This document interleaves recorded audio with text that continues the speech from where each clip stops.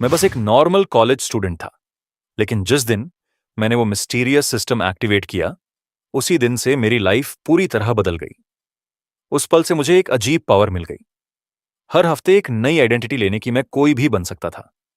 कभी मैं किसी बड़ी कंपनी का चेयरमैन बन जाता, कभी मैं दुनिया का सबसे डेडली किलर बन जाता, कभी विजनरी बनकर फ्यूचर डिजाइन करता, और अगर किसी को टेस्टी खाना चाहिए तो मैं हंसते हुए तुरंत गॉड ऑन ऑफ कुकिंग बन जाता। मैंने एलियन रिबेल का रोल भी प्ले किया, जिसके कंधों पर पूरी सिविलाइजेशंस को यूनाइट करने का मिशन था। हाँ, मानता हूं, हर हफ्ते आइडेंटिटी बदलना थोड़ा इरिटेटिंग था, लेकिन सच कहूं तो कौन ऐसी लाइफ नहीं चाहेगा। ओशन क्रॉस करना, पूरी दुनिया ट्रैवल करना, यूनिवर्स कंट्रोल करना और शायद एक दिन किंग भी बनना। ज्यादातर लोग ये सब हैंडल ही नहीं कर पाते, लेकिन मैं तैयार था। फिलहाल मुझे वापस रियल लाइफ में लौटना पड़ा। बस कॉलेज का एक और नॉर्मल डे, कम से कम तब तक जब तक क्लास में फाइट शुरू नहीं हुई। एक लड़का मुझ पर हंसते हुए बोला, तू तो बस गली का लड़का है। फिर एरिक, क्लास का बुली, मेरे सामने आया। वो बोला, मैं रोज जितना खर्च करता हूं उतना तू पूरे साल में भी नहीं कमा सकता। उसने पैसों की गड्डी मेरी तरफ फेंकी और बोला, लूसी से दूर रहना, वो मेरी गर्लफ्रेंड है। उसके दोस्त जोर जोर से चीयर करने लगे। पूरी क्लास मेरा मजाक उड़ा रही थी। कोई मुझे ट्रैश कह रहा था, कोई गरीब। किसी को समझ नहीं आ रहा था कि मैं क्लास की सबसे ब्यूटीफुल लड़की के लिए कैसे खड़ा हो सकता हूं। आखिर एरिक का अंकल वाइस रेक्टर था। सब मेरे अगेंस्ट थे। मैं चुपचाप खड़ा रहा, पर अंदर से मेरी आंखों में गुस्सा साफ झलक रहा था। तभी क्लासरूम का डोर खुला। अंदर आए मिस्टर ली, इंटरनेशनल कंपनी के एक बड़े एम्प्लॉई। सब उनकी तरफ देखने लगे। कल ही टीचर ने उनकी कंपनी में हुई इंसिडेंट का जिक्र किया था। किसी को समझ ही नहीं आ रहा था कि वो हमारी क्लास में क्यों आए। और फिर सीन पूरी तरह पलट गया। मिस्टर ली और उनके लोग मेरे सामने झुक गए। हाँ, उसी लड़के के सामने जिस पर अभी अभी पूरी क्लास हंस रही थी। पूरी क्लास शॉक में थी। टीचर घबराते हुए बोले, जरूर कोई मिस्टेक है, ये तो बस छोटे शहर का गरीब स्टूडेंट है। लेकिन मिस्टर ली ने उन्हें रोक दिया और गुस्से में कहा, शट अप, ये चिंग कॉरपोरेशन का नया सीईओ है। एरिक का चेहरा सफेद पड़ गया, जिसने मुझे अभी बेगर कहा था। अब वो समझ ही नहीं पा रहा था कि मैं इंटरनेशनल कंपनी का सीईओ कैसे हो सकता हूं। और उसी पल मेरी जिंदगी बदल गई। मैंने एरिक को एक जोरदार पंच मारा और गुस्से में कहा, हंस कभी सुअर का दोस्त नहीं बन सकता। फिर मैं सीधा लूसी के पास गया। स्कूल की सबसे ब्यूटीफुल लड़की। मैंने उसे अपनी बाहों में खींचा और किस कर लिया। वो वहीं फ्रीज हो गई, समझ ही नहीं पा रही थी कि रिएक्ट कैसे करे। मैंने मिस्टर ली की तरफ देखा और कामली बोला, चलने का टाइम हो गया। हम दोनों साथ में ऑफिस से बाहर निकल गए। लूसी वहीं खड़ी थी, थोड़ी एम्बैरेस्ड, लेकिन उसकी आंखों में खुशी साफ दिख रही थी। दूसरी तरफ एरिक रो पड़ा। वो ये सच बर्दाश्त ही नहीं कर पाया कि उसने सब कुछ हार दिया। पूरी क्लास शॉक में थी। किसी को समझ ही नहीं आ रहा था कि मैं एक पुअर स्टूडेंट से अचानक इतनी बड़ी कॉरपोरेशन का सीईओ कैसे बन गया। आखिर बस 20 मिनट पहले तक मैं पूरी तरह ब्रोक था। उस सुबह मैंने अखबार में पढ़ा था कि चिंग कॉरपोरेशन के प्रेसिडेंट की कार एक्सीडेंट में मौत हो गई। पहले तो मुझे बुरा लगा, फिर सोचा मुझे फर्क क्यों पड़ रहा है। तभी लूसी, क्लास प्रेसिडेंट, गुस्से में न्यूज़पेपर मेरी तरफ फेंक देती है। मेरा दोस्त जॉर्ज पास आकर धीरे से कहता, देख भाई, पूरी क्लास फोन में लगी है, लेकिन उसे सिर्फ तू ही दिख रहा है। मैंने हंसते हुए बात टाल दी और कहा, लूसी बचपन से मुझ में इंटरेस्टेड है, फर्स्ट ग्रेड से ही, लेकिन मैंने कभी ध्यान नहीं दिया। मुझे फर्क ही नहीं पड़ता।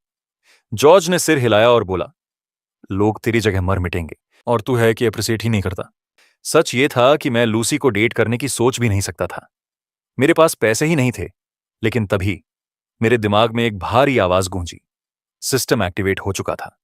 उसने कहा, टम, हर हफ्ते एक नई आइडेंटिटी ले सकते हो और हर टास्क पूरा करने पर तुम्हें एक रैंडम स्किल मिलेगा जो हमेशा तुम्हारे पास रहेगा। और ऐसे ही मैं चिंग इंटरनेशनल का चेयरमैन बन गया। पहली नजर में यह सब पागलपन सा लग रहा था, लेकिन यह तो बस शुरुआत थी। मैं बाहर से अब भी एक ऑर्डिनरी स्टूडेंट था, लेकिन अंदर मैं एक बहुत बड़ा सीक्रेट छुपा रहा था। चिंग कंपनी के प्रेसिडेंट की मौत के बाद मैं उसका सोल सीईओ बन चुका था और आज मैं ऑफिशियली उस रोल में कदम रख रहा था। इसके साथ मुझे नई क्वालिटीज भी मिली, बिजनेस एक्यूमेन, लीडरशिप और एक काम टेम्परमेंट जो मुझे हर सिचुएशन में स्टडी रखता था। मेरे सामने पहला टास्क साफ था, प्रेसिडेंट की मौत की सच्चाई ढूंढना और उसके डेप्यूटी को सीधा फेस करना।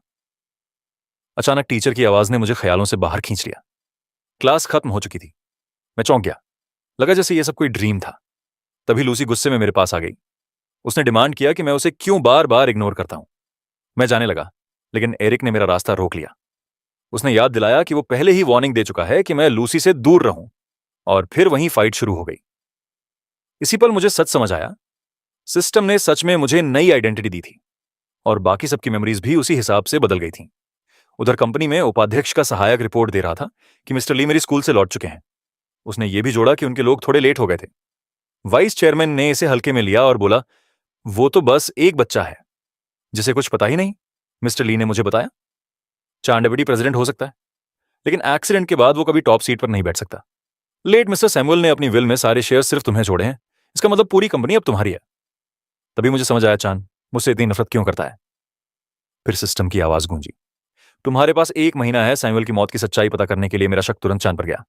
मिस्टर ली ने मुझे वार्न किया, चैन बहुत रूथलेस है, उसने अनगिनत दुश्मन बनाए हैं, यहां तक कि हाईएस्ट रैंक्स में भी, लेकिन वो सब रहस्यमय तरीके से गायब हो जाते हैं। सावधान रहना, क्योंकि आखिरकार टीएम अभी सिर्फ एक स्टूडेंट हो। लेकिन मैं डरने वालों में से नहीं था। मैं चांद से फेस टू फेस मिलना चाहता था। तो मैंने अपना पहला ऑर्डर दिया। बोर्ड ऑफ ट्रस्टीज के सारे मेंबर्स मेन एंट्रेंस पे पहुंचे, और मैं तो मिल्क टी लेने निकल गया। ट्रस्टीज पहले से बाहर खड़े इंतजार कर रहे थे, और साफ दिख रहा था कि वो खुश नहीं थे। कुछ लोग गुस्से में चिल्ला रहे थे, जवाब मांग रहे थे। तभी एक आदमी ने सबको शांत कराया। उसने याद दिलाया कि ये ऑर्डर सीधे कंपनी के नए सीईओ का है, लेकिन उनकी शक शंकाएं खुलकर सामने आ गईं। किसी ने बोला, नए प्रेसिडेंट में कोई नहीं, कोई क्वालिफिकेशन नहीं, कोई ऐसा लड़का ये पोजीशन कैसे ले सकता है उनके लिए तो बस चांद ही इस सीट का असली हकदार था। कुछ यंग एम्प्लॉयज ने चांद का साथ दिया, लेकिन सीनियर स्टाफ पीछे हटने को तैयार नहीं थे। उन्होंने सबको याद दिलाया कि प्रेसिडेंट सैमुअल की मौत अभी हाल ही में हुई है, और उनकी विल में साफ लिखा है, कंपनी का उत्तराधिकारी मैं हूं, उस डिसीजन का सम्मान करना ही पड़ेगा। चांद ये सब सुन रहा था। उसकी आंखों में साफ दिख रहा था कि पावर मिलते ही वो पुराना स्टाफ कैसे हटाएगा। तभी मैंने एंट्री मारी। शार्प टक्सीडो पहना हुआ था, हाथ में एक ग्लास मिल्क टी। चांद ने फेक स्माइल डाली, मेरा स्वागत किया और बोला, मैं तुम्हारा डिप्टी हूं। मैंने उसे बीच में ही रोक दिया। बोला, मुझे तुम्हारे बारे में ऑलरेडी सब पता है। तभी एक कर्मचारी ने मेरे हाथ में ड्रिंक देखा। वो हंसते हुए बोला, कॉलेज लौट जाओ, गेम्स खेलने का शौक पूरा करो, बिजनेस तो वॉर है और तुम्हारी इसमें कोई जगह नहीं। मैं अपनी हंसी रोक नहीं पाया, सीधा उसकी तरफ देखा और बोला, ये चांद के पीछे कौन सा डॉग भौंक रहा है। वो आदमी अपने सबॉर्डिनेट का बचाव करने लगा, लेकिन मैंने उसे बीच में ही काट दिया। सीधा आगे बढ़ा और उसे जोरदार थप्पड़ मारा। मैंने कहा, लोग सोचते हैं मैं थप्पड़ इसलिए मारता हूं क्योंकि गुस्सा आता है। सच यह है, मैं थप्पड़ इसलिए मारता हूं ताकि उन्हें याद रहे कि मेरी दुनिया में बोलने का हक सिर्फ उसी को है जिसे मैं इजाजत दूं। उसके बाद मैंने पहला ऑर्डर दिया, 5 मिनट में सब लोग कॉन्फ्रेंस रूम में पहुंचो। चांद गुस्से से जल रहा था। यह वही टिमिड स्टूडेंट नहीं था जिसकी उसने कल्पना की थी। मैं उसके गेम में खेलने वाला नहीं था। इसीलिए उसने सोचा, जैसे ये बदतमीजी दिखा रहा है, मैं भी वैसा ही करूंगा। एंट्रेंस पर मेरी नई सेक्रेटरी सू ली ने मेरा स्वागत किया। मिस्टर ली ने मुझे भरोसा दिलाया कि वो पूरी तरह ट्रस्टवर्दी है और मैं उस पर हर काम के लिए भरोसा कर सकता हूं। और मेरा पहला ऑर्डर सिंपल था, कॉन्फ्रेंस रूम में मेरे लिए 3 कप चाय रेडी करना। सू ली थोड़ी कंफ्यूज्ड हो गई। उसे समझ ही नहीं आया कि मुझे एक साथ 3 कप्स क्यों चाहिए। 5 मिनट बाद हर काउंसिल मेंबर कॉन्फ्रेंस रूम में अपनी सीट पर बैठ चुका था। मैंने खुद का इंट्रो दिया और अनाउंस करने ही वाला था कि आज से मैं इस कंपनी का नया प्रेसिडेंट हूं। तभी एक मैनेजर बीच में बोल पड़ा, इनहेरिटेंस का टॉपिक छेड़ने लगा। मैंने 1 सेकंड भी बर्बाद नहीं किया। गरम चाय का कप उठाया और सीधा उस पर फेंक दिया। फिर ठंडे अंदाज में कहा, चुप रहो तुम्हारे पेरेंट्स ने सिखाया नहीं कि बीच में बोलना बदतमीजी होती है। पूरा हॉल खामोश हो गया। मैंने आगे कहा, आज से मैं इस कंपनी का प्रेसिडेंट हूं, जिसे भी प्रॉब्लम है वो अभी बोल सकता है। मैं सुनने के लिए रेडी हूं। लेकिन कोई आवाज नहीं आई। डर ने सबको चुप करा दिया। मैंने देखा मिस्टर ली की आंखों में हल्की मुस्कान थी। उसे तसल्ली हुई कि फॉर्मर प्रेसिडेंट ने सही चॉइस की थी, क्योंकि मैं यंग जरूर था, लेकिन कंपनी लीड करने का करिश्मा मुझ में था। तभी चांद बोला, पहले तो उसने मेरी तारीफ की, तुम यंग हो लेकिन ऑलरेडी बहुत प्रॉमिस दिखा रहे हो। तुम्हारी लीडरशिप में कंपनी जरूर सक्सेस पाएगी। लेकिन फिर उसका टोन बदल गया। उसने कहा, यह कंपनी लाखों एम्प्लॉयज को एम्प्लॉय करती है, सिर्फ वर्ड्स से उन्हें कन्विंस नहीं किया जा सकता। अगर सबको तुम्हें एक्सेप्ट करवाना है तो तुम्हें कोई ऐसा काम करना पड़ेगा जो सबके सामने अनडिनाइबल हो। फिर उसने मुझे चैलेंज दिया जयशान कॉरपोरेशन के साथ एक मेजर डील सिक्योर करने का। मिस्टर ली तुरंत उठ खड़ा हुआ। उसने कहा, इम्पॉसिबल। जयशान हमारे सबसे बड़े दुश्मन हैं, चान। तुम्हें शर्म भी नहीं आती? तुम इसे नेगोशिएट करने भेजना चाहते हो? चान का जवाब।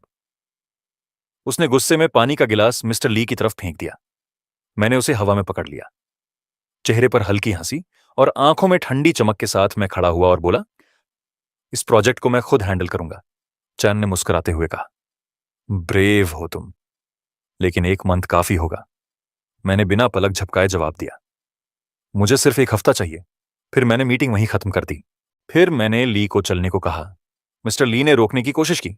सर, सिर्फ एक हफ्ते में इतना बड़ा काम? लेकिन मैंने उसकी तरफ देखा भी नहीं और बाहर निकल गया।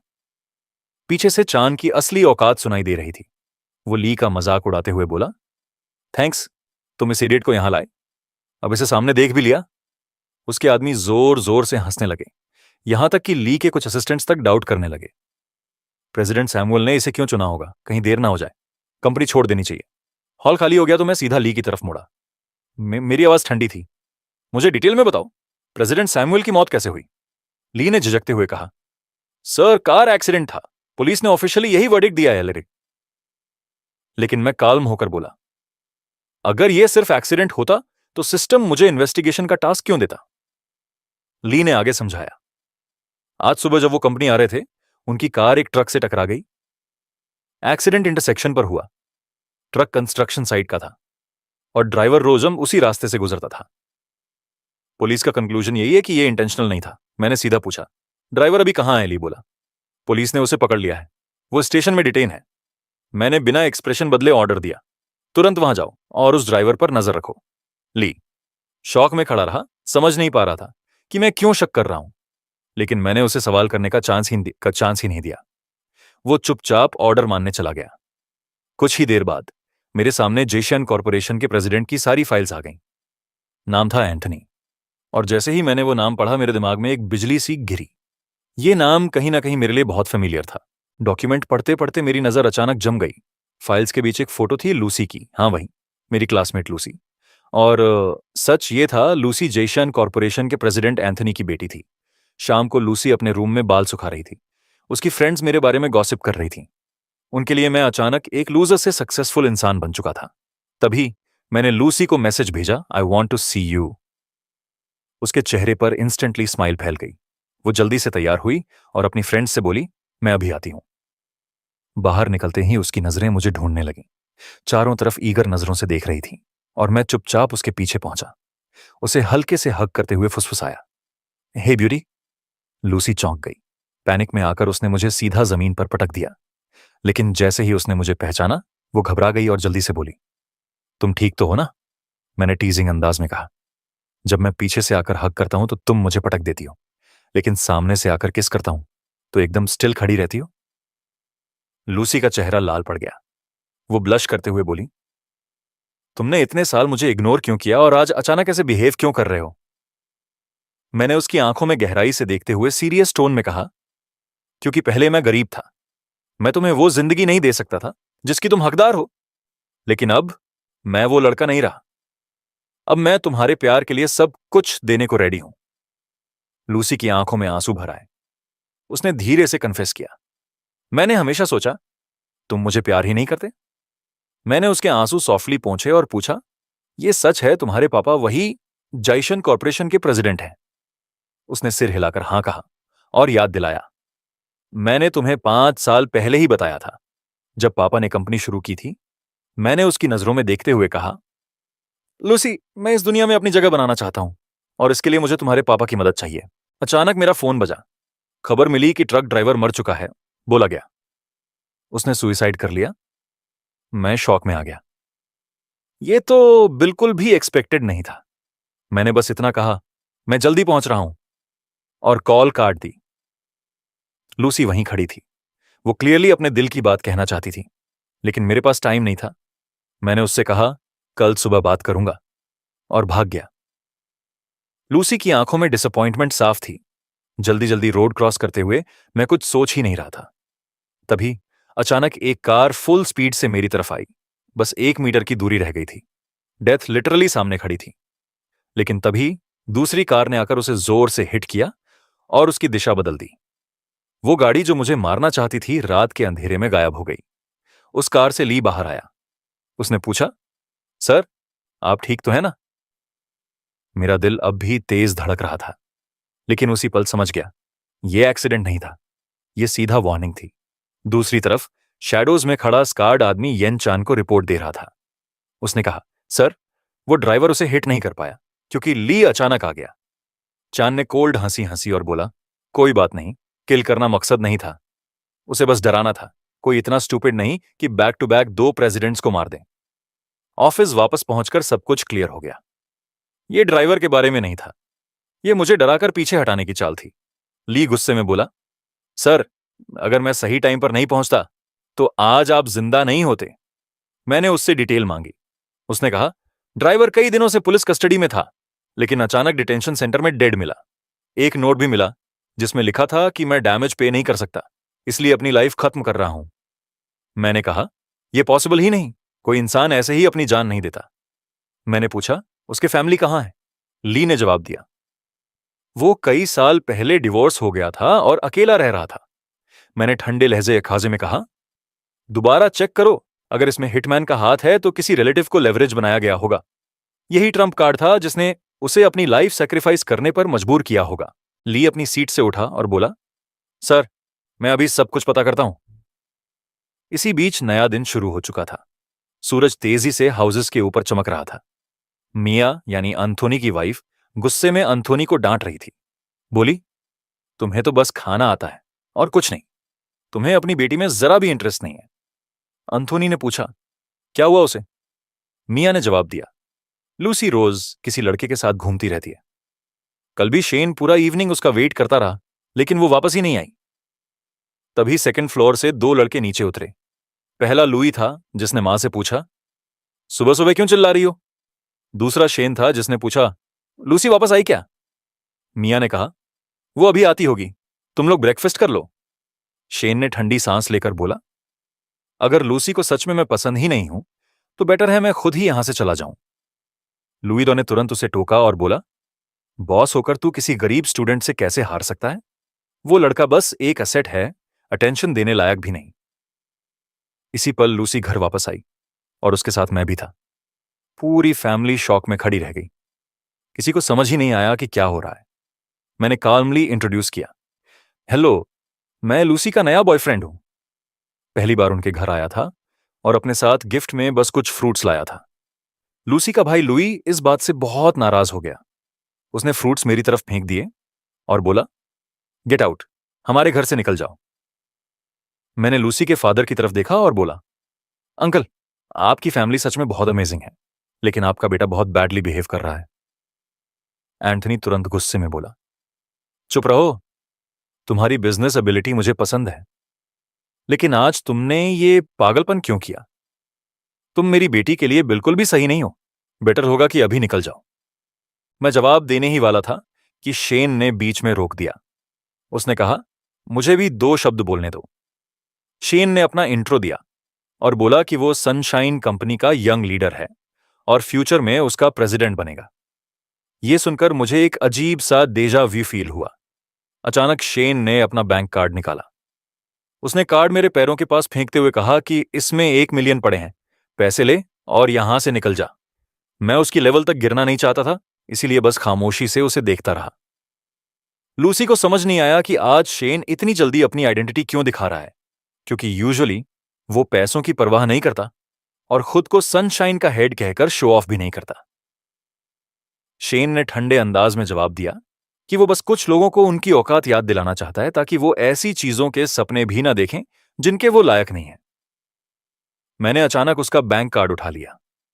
शेन को लगा कि मैंने पैसे लेने का फैसला कर लिया है द्रसिक, लेकिन उसी मोमेंट मैंने कार्ड उसकी जैकेट की जेब में डाल दिया और बोला कि अपने बाप की मेहनत से कमाए हुए पैसे ऐसे जमीन पर मत फेंका कर। लूसी के मां बाप मेरे बिहेवियर से हैरान रह गए। शेन गुस्से से लाल हो गया और चिल्लाया कि यह तुम्हारा मामला नहीं है। आखिर मैं 30 अरब वैल्यू वाली कंपनी का यंग एग्जीक्यूटिव हूं। यह फैसला लूसी के पेरेंट्स करेंगे कि उनकी बेटी के लायक कौन है मैंने काल्म होकर जवाब दिया कि और मैं चिंग कंपनी का प्रेसिडेंट हूं। पूरा हॉल शॉक में था। लूसी का पूरा फैमिली और शेन खुद भी। किसी ने सोचा नहीं था कि मैं कुछ निकलूंगा। मैं थोड़ा ऑकवर्ड फील कर रहा था क्योंकि दिखने में मैं एकदम गरीब स्टूडेंट लगता था। शेन ने मुझ पर यकीन नहीं किया। वो गालियां देने लगा और मुझे लायर कहकर इंसल्ट करने लगा। उसी टाइम टीवी पर न्यूज फ्लैश हुई। एंकर ने बताया कि कल कंपनी के फॉर्मर प्रेसिडेंट की सडन डेथ के बाद सिर्फ 19 साल का लड़का सू अब नया प्रेसिडेंट बन चुका है। रिपोर्टर्स ने यह भी दिखाया कि मेरी कंपनी की मार्केट वैल्यू अभी 130 अरब है। लूसी के फादर एंथनी थोड़ा ऑकवर्ड हो गए। उन्हें भी यकीन नहीं हो रहा था कि मैं वाकई प्रेसिडेंट हूं। मैंने शेन की तरफ देखते हुए कहा कि मुझे खुशी होगी अगर फ्यूचर में हम कोऑपरेट करें। शेन का चेहरा उतर गया। उसने जल्दी से कहा कि उसे अर्जेंट काम है और अब उसे निकलना होगा। वो डोर स्लैम करके बाहर चला गया। किसी को अलविदा कहने का चांस तक नहीं मिला। लुई तुरंत मेरे गले लग गया और बोला कि उसे शुरू से ही लगा था मैं कोई आउटस्टैंडिंग इंसान हूं। माया ने मुझे टेबल पर बैठने के लिए इनवाइट किया और बोली कि वो खुद मेरे लिए खाना लाती है। मैंने बैठते ही एंथनी से कहा कि मैं असल में बिजनेस के लिए आया हूं। मेरी कंपनी चाहती है कि हम उसकी कॉरपोरेशन के साथ कोऑपरेट करें। एंथनी का जवाब कोल्ड था। उसने कहा कि उसकी जिंदगी में कभी भी चिंग कंपनी के साथ कोई कॉमन बिजनेस नहीं होगा और यह भी बोला कि मेरी कंपनी का प्रतिनिधि उसके घर आकर बिजनेस की बात करे, यह बिल्कुल बर्दाश्त के बाहर है। ल्यूसी ने अपने फादर से पूछा कि वो मेरे साथ इतना रूड है, क्यों बिहेव कर रहे हैं। एंथनी ने साफ कह दिया कि कोऑपरेशन का सवाल ही नहीं उठता। मैंने काम होकर कहा कि मैंने ऑलरेडी अपने लोग भेज दिए मिए हैं ताकि चिंग और जाइशान के बीच का कॉन्फ्लिक्ट क्यों शुरू हुआ यह पता चल सके। मिया ने तुरंत अपने हस्बैंड से पूछा कि वो अपने बिजनेस के लिए कुछ अच्छा क्यों नहीं करना चाहता।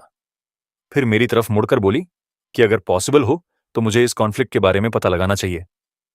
मैंने जवाब दिया कि मेरे रिजल्ट्स के हिसाब से जब एंथनी और मिस्टर सैमुअल यंग थे तभी कुछ हुआ था। लेकिन मेरी बात पूरी होने से पहले ही एंथनी गुस्से में खड़ा हो गया। उसने मेरा हाथ पकड़ लिया और गुस्से में बोला कि चुप रहो। वो जल्दी से अपनी सीट से उठा और मुझे खींचकर अपने साथ ले गया।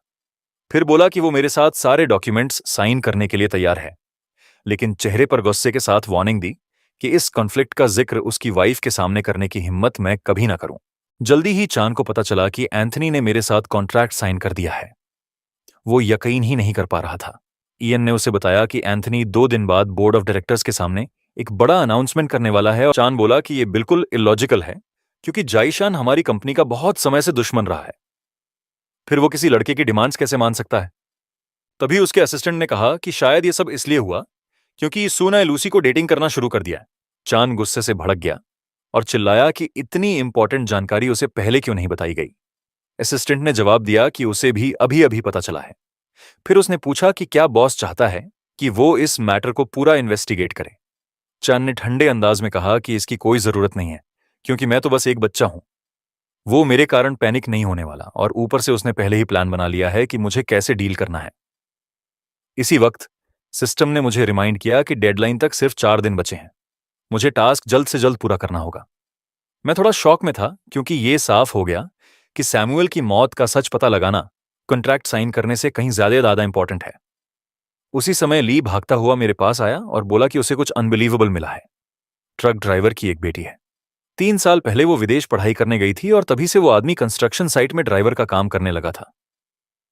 यही मुझे समझ आया कि ये बेचारा आदमी किसी जाल में फंस गया था, वरना एक ऑर्डिनरी ट्रक ड्राइवर अचानक अपनी बेटी को विदेश भेजने के लिए पैसे कहां से लाता। और फिर दिमाग में बिजली सी कड़की, असली किलर बहुत स्मार्ट था। उसने शायद 3 साल पहले ही पूरी प्लानिंग कर ली थी। ली मेरी बात से अग्री हुआ क्योंकि अभी तक हमें यह पता ही नहीं चल पाया था कि वो पैसे आए कहां से थे। और क्योंकि दुश्मन बहुत कनिंग और रूथलेस था, उसने मेरे लिए बॉडीगार्ड्स अरेंज कर दिए जो हर वक्त मेरे साथ रहेंगे। उसने कहा कि अब मुझे किसी बात की चिंता करने की जरूरत नहीं है क्योंकि सारे बॉडीगार्ड्स इलीट और फॉर्मर मिलिट्री से थे, स्पेशल फोर्सेस के ट्रेंड लोग। मैं प्लेजेंटली शॉक था और मैंने ली का शुक्रिया किया इस फेवर के लिए। फिर मैंने सारे बॉडीगार्ड्स को बाहर जाने को कहा क्योंकि मुझे ली से एक सवाल और पूछना था। मैंने अपनी पॉकेट से एक फोटोग्राफ निकाली जिसमें कंपनी के सारे लीडर खड़े थे। मैंने ली से पूछा, ये टेल आदमी कौन है और पिछली मीटिंग में क्यों नहीं था। ली ने बताया कि उसका नाम यन है। वो बोर्ड ऑफ डायरेक्टर्स का मेंबर नहीं है लेकिन चान का बहुत करीब है। कहा जाता है कि चान अपने ज्यादातर डर्टी काम उसी से करवाता है। ली ने मुझसे पूछा कि क्या मैं अपनी इन्वेस्टिगेशन उसी से शुरू करना चाहता हूं, लेकिन मैंने कामली कहा कि मैं बस उसकी आइडेंटिटी जानना चाहता था। इसी दौरान सेक्रेटरी ने इयन को दीवार के पास खड़ा देखा। उसने पूछा कि जब वो उससे मिली तो उसने हेलो क्यों नहीं कहा। लड़की ने साफ कह दिया कि उसे कंपनी में उसका पीछा करना बंद करना चाहिए। इयन ने जवाब दिया कि उसके पास उसके लिए urgent काम है। उसने ये भी कहा कि उसने कंपनी के बाहर उससे कांटेक्ट करने की कोशिश की थी, लेकिन उसने उसके कॉल्स उठाए ही नहीं। सेक्रेटरी ने साफ ऑब्जेक्ट किया। यह उसका काम नहीं है कि वो इयन की हेल्प करे। अचानक इयन ने उसका हाथ पकड़ लिया और बोला कि उसे उससे ऐसे बात नहीं करनी चाहिए। अगर वो ना होता तो वो कभी कंपनी के प्रेसिडेंट की सेक्रेटरी नहीं बन पाती। उसने वॉर्न किया कि अगर वो चाहे तो कल सुबह तक उसे यहां से बाहर निकलवा सकता है। फिर इयन ने उसे ध्यान से सुनने को कहा। अगर वो नहीं चाहती कि उसकी मौत हो तो उसे इयन की हेल्प करनी होगी। कुछ देर बाद मैं ऑफिस से बाहर निकला। बॉडीगार्ड से गुड बाय कहा और बता दिया कि आज के लिए वो फ्री हैं। मैंने कहा कि मैं घर जा रहा हूं और मुझे किसी एक्स्ट्रा कंपनी की जरूरत नहीं है। वो लोग बड़े उत्साह से बोले कि वो मुझे घर तक छोड़कर आएंगे। तभी सेक्रेटरी ने मुझे रोका और पूछा कि क्या मैं उसे लिफ्ट दे सकता हूं। उसने बताया कि उसकी कार खराब हो गई है और अगर मैं नहीं ले जा पाऊं तो वो टैक्सी बुला लेगी। मैंने कहा जरूरत नहीं, मैं खुद छोड़ दूंगा। थोड़ी ही देर में गार्ड्स पीछे पीछे आते हुए मैं उसे उसके घर तक लेकर गया। न जाने क्यों मैं उसके घर के अंदर भी चला गया। पहले तो समझ ही नहीं आया कि क्यों मान गया, लेकिन असल में वो बस मुझे एक ग्लास पानी पिलाकर थैंक्स कहना चाहती थी। गार्ड्स भी अंदर आना चाहते थे, मगर ग्रांट ने मजाक में रोक दिया। लगता है पानी पीने में पूरी रात लग जाएगी, डिस्टर्ब करने की जरूरत नहीं। घर के अंदर आते ही मुझे थोड़ा अजीब सा लगा। जगह काफी बिखरी हुई थी। माहौल हल्का करने के लिए मैंने मजाक किया कि जब मैं हॉस्टल में रहता था तो हालत इससे भी बुरी होती थी। तभी मेरी नजर सोफा पर पड़े उसके ब्रा पर पड़ी। मैंने हंसते हुए कहा कि लगता है सारा एनर्जी काम में ही खर्च कर देती हो। वो झेंप गई, तुरंत उसे उठा लिया और बोली कि मेरी चीजों को मत छुओ। वो किचन में चली गई। मैं लिविंग रूम में बैठा हुआ फोटोग्राफ्स देख रहा था। थोड़ी देर बाद वो पानी लेकर आई, लेकिन मुझे पता ही नहीं चला कि उसने उसमें कुछ मिला दिया था। उसने कहा पी लो, और मैं अब भी दीवार पर लगी पिक्चर्स देख रहा था। मैंने कैजुअली पूछा, तुम्हारी मॉम कहाँ है? उसने कहा कि उसकी मां अपने होमलैंड वापस चली गई हैं। जैसे ही मैं पानी पीने ही वाला था, मैंने उससे पूछ लिया, वैसे तुम इयन से रिलेटेड हो? तुम दोनों का सेम लास्ट नेम है। एक पल के लिए वो नर्वस हो गई, फिर जल्दी से बोली, नहीं, सिर्फ कोइंसिडेंस है। मैंने और कुछ नहीं पूछा, उसके वर्ड्स पर भरोसा कर लिया और बिना ज्यादा सोचे पानी पी लिया। मैं उठकर जाने ही वाला था, लेकिन दवा का असर अभी तक नहीं हुआ था, इसलिए उसने मुझे रोक लिया। उसने कहा कि उसके पास एक सवाल है जिस पर वो मुझसे कंसल्ट करना चाहती है। मैंने पॉज लिया और मुस्कुराकर बोला, लगता है आज रात तुम मुझे जाने नहीं दोगी। फिर मैं वापस सोफा पर बैठ गया और पूछा, बताओ, किस बारे में बात करनी है? बाहर मेरे बॉडीगार्ड्स इंतजार कर रहे थे। मैंने तुरंत उन्हें एक एसएमएस भेजा कि इस घर का इंटरनेट काट दो। ग्रांट ने फौरन रिएक्शन दिया और बाकी गार्ड्स को कहा कि सारे इनकमिंग केबल्स डिस्कनेक्ट करो और आसपास के टॉवर्स से सिग्नल ब्लॉक कर दो। उन्होंने सब तुरंत कैरी आउट कर दिया। मैंने फिर सेक्रेटरी की तरफ देखा और कामली पूछा, तो तुम मुझसे किस बारे में डिस्कस करना चाहती हो? लेकिन वो खामोश रही। बस इतना काफी था समझने के लिए कि उसने मुझे कुछ पिला दिया है। सवाल यह था, क्या उसे खुद भी पता है कि उसने मुझे क्या दिया? मैंने पूछा, तुम चाहती थी कि मुझे नींद आने लगे, राइट? उसके चेहरे के रिएक्शन से मुझे यकीन हो गया कि उसे लगा ये बस स्लीपिंग पिल है। किसी ने उसे ट्रिक किया था। असल में ये एक एफ्रोडीजियक था।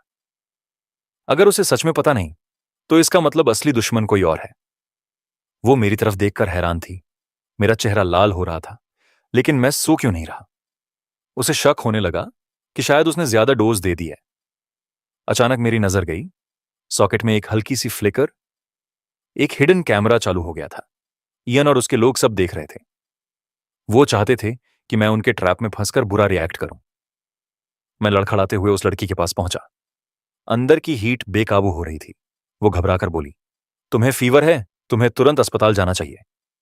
लेकिन मैं उसके इतने पास आ चुका था कि खुद पर कंट्रोल खोने ही वाला था। मैंने फोन उठाया, लेकिन तभी रियलाइज हुआ कोई कनेक्शन नहीं था। सिग्नल गायब, इंटरनेट डेड, बाहर इंटरफेरेंस कट चुका था और कहीं इयन और उसके लैकीज गुस्से में तिलमिला रहे थे क्योंकि उनका फन वाला प्लान धीरे धीरे उनके हाथ से फिसल रहा था।